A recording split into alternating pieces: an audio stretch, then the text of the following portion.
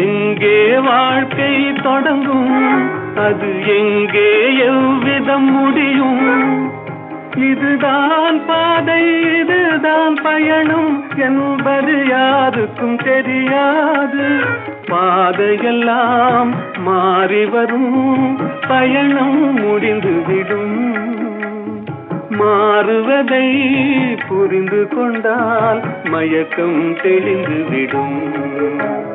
நினைப்பதெல்லாம் நடந்து விட்டால் தெய்வம் ஏதுமில்லை. நடந்ததையே நினைத்திருந்தால் அமைதி என்றுமில்லை.